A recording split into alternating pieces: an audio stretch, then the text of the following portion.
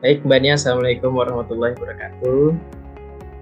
Izin Mbak Nia, saya Rehan Dapur Sultan, izin mewawancarai Ibu Nia untuk tentang pentingnya ilmu komunikasi bagi seorang calon public PR atau seorang PR.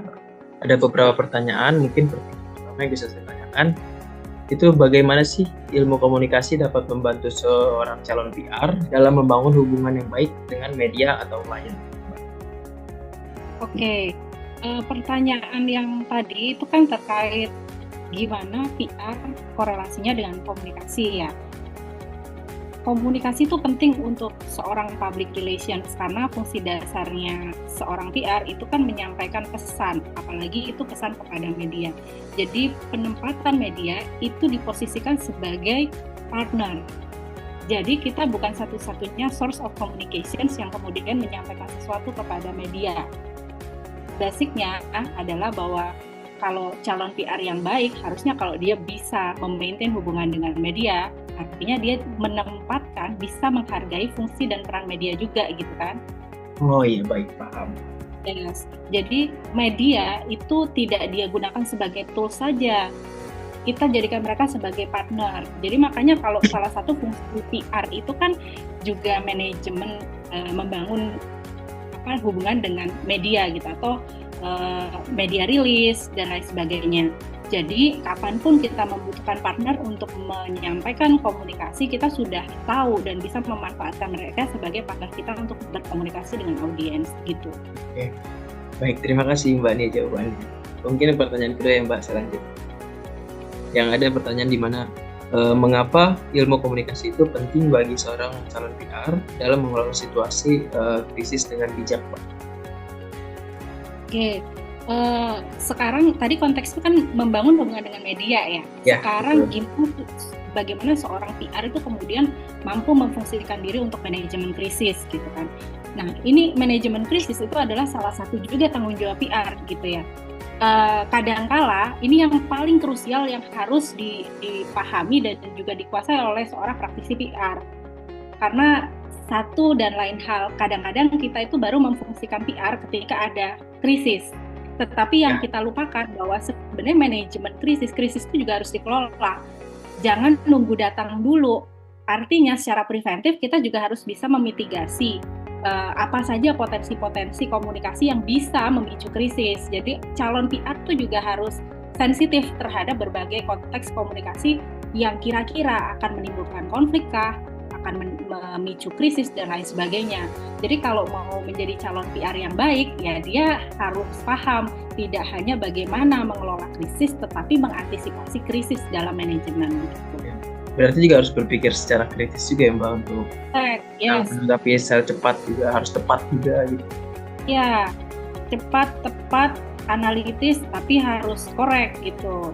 Ya, baik, mungkin lanjut ke pertanyaan ketiga ya Mbak. Itu ada nggak sih manfaat dari pemahaman ilmu komunikasi dalam membangun citra positif bagi klien atau perusahaan yang diwakili? Oke, manfaatnya itu bukan lagi penting tetapi sangat krusial. Basic dasar dari public relations itu adalah berkomunikasi yang baik. Salah satu skills yang wajib dimiliki oleh seorang PR yaitu kan berkomunikasi. Ya.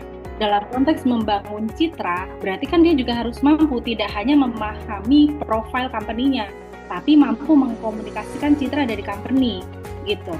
Kalau misalkan hanya dipahami oleh PR-nya tapi nggak bisa dikomunikasikan sama audiensnya, mereka tidak akan paham sebenarnya profil dari company kita itu apa.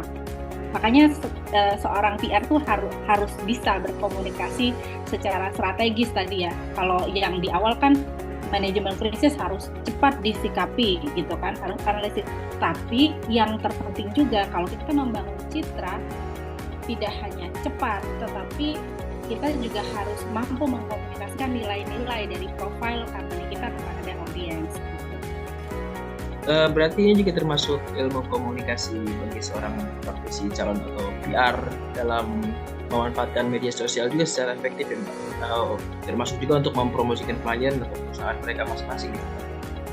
Oke, nah kita bicaranya nih sudah pada platform ya. Kalau tadi bicaranya soal mampu memahami komunikasi penting gitu ya, seorang PR itu kemudian bisa berkomunikasi. Nah, lalu komunikasinya dalam bentuk apa nih gitu kan, melalui apa juga. Nah, itu kemudian menjadi hal penting lagi yang harus dikuasai. Tadi basic dasar. Nah, kemampuan penunjang itu apa? Penguasaan tools. Apa saja yang kemudian bisa dimanfaatkan, difungsikan sebagai saluran komunikasi kepada audiens kita. Salah satunya, ya kan? Salah satunya itu adalah media sosial. Nah, media sosial juga itu kan sebenarnya hanya salah satu alat gitu untuk kita mampu reach out audiens kita secara organik gitu kan. Kan sekarang ini sosial media banyak digunakan untuk saluran PR juga, tetapi yang terpenting itu adalah kemampuan kita untuk memahami komunikasi apa yang mau kita sampaikan. Jadi jangan hanya melihat platformnya aja, tapi juga basic pemahaman komunikasinya juga harus pandai. Kalau enggak nanti hanya menguasai alatnya, tapi substansi yang disampaikan di platform menjadi salah gitu. Kalau bagus sih oke ya, cepat nyebar. Tapi hati-hati kan nanti sosial media kalau misalkan PR-nya itu tidak mampu berkomunikasi dengan baik, malah salah ngomong, viral yang tidak baik di sosial media. Mungkin pertanyaan selanjutnya Mbak, dan bagaimana ilmu komunikasi bisa membantu seorang calon PR atau praktisi PR dalam mengatasi tantangan komunikasi yang sensitif? Nah, kaitannya dengan komunikasi yang sensitif, PR itu menjadi sangat penting. Isu yang terbaru dari saat ini, kita kan menghadapi pesta demokrasi ya, dekat-dekat ini. Nah, gimana nih, banyak kan kita lihat contoh-contoh PR yang di-create gitu kan menjadi beda-beda. Misalkan salah satu paslon itu mengusung PR-nya itu menjadi komunikasi yang riang gembira gitu dalam konteks politik misalnya. Kemudian ada yang mengemasnya lagi dengan PR-nya itu meng-create sebuah komunikasi itu yang lebih kepada anak muda atau mengangkat isu-isu pendidikan. Jadi komunikasi untuk hal-hal yang sensitif itu menjadi penting. Artinya adalah mengangkat isu politik tidak harus selalu dengan konteks yang seram gitu ya.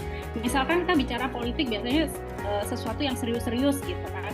Nah, gimana nih sesuatu yang sensitif itu bisa diolah oleh seorang PR menjadi sesuatu yang menyenangkan dan lebih mudah diterima oleh audiensnya. Jadi orang mau berpartisipasi membahas tentang politik karena PR-nya pandai mengemasnya gitu ya.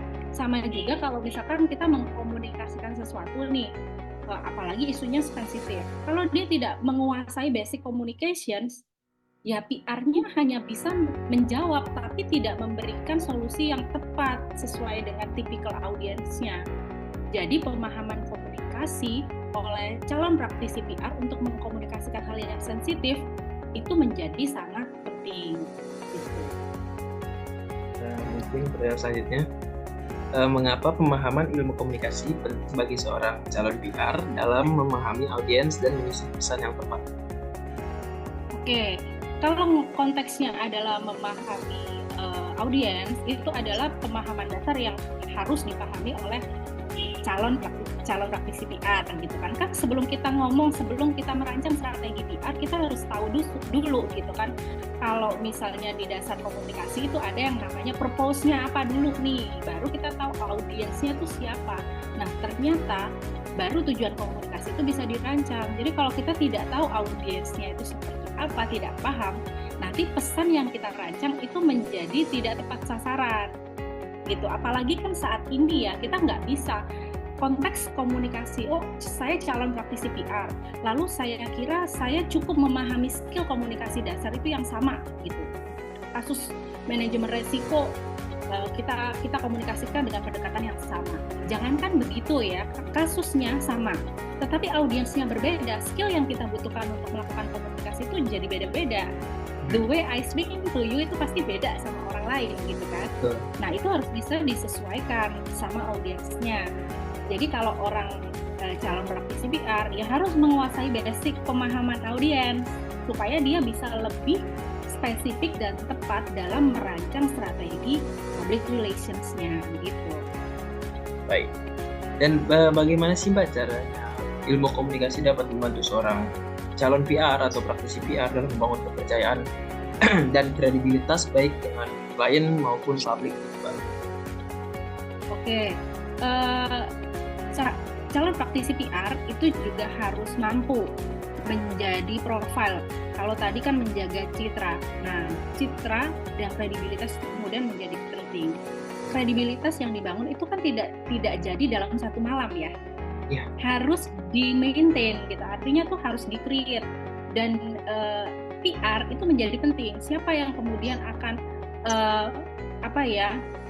membangun kredibilitas. Memang perusahaan punya kredibilitas, tapi kan harus dikomunikasikan supaya audiens kita atau calon klien kita itu paham bahwa biar credible enough gitu ya untuk menerima account atau apapun itu konteksnya.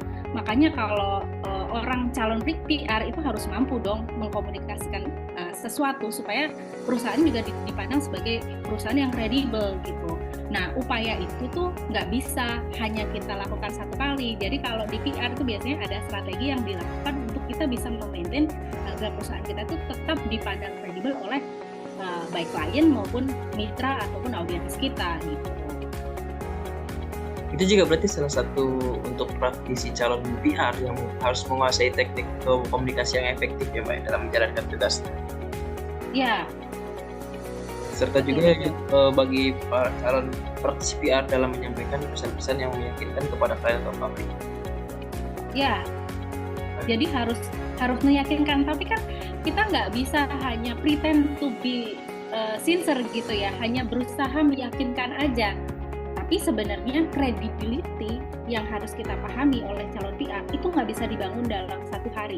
Jadi credibility itu nggak cuman butuh skill untuk meyakinkan orang lain. Kalau meyakinkan aja kan berarti kita mampu mempersuasi orang lain. Tetapi bagaimana mampu memiliki kecakapan komunikasi itu yang jujur ya, yang bisa diandalkan. Apapun misalnya nih, saya tuh kalau mau lihat informasi tentang company, saya lebih suka bagaimanapun juga itu melihat dari siapa. Kalau ada case, Anda lihatnya dari sosmed atau lebih percaya ketika ada PR-nya yang ngomong dari sisi internal, pasti the second one ya. Gitu. Tapi ketika kita ngomong kepada audiens kita, ya kita tidak hanya harus mampu meyakinkan, misalkan mempersuasi, percayalah pada saya, nggak cukup seperti itu, tapi juga harus bisa bagaimana caranya kita menyampaikan informasi itu yang benar, yang transparan, yang bisa diandalkan, sehingga efeknya kredibilitas itu bisa tumbuh gitu.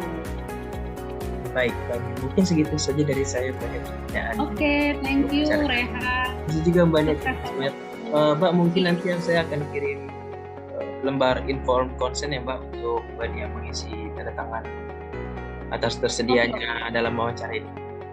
Terima kasih Mbak. Thank you Rehan. Sama-sama.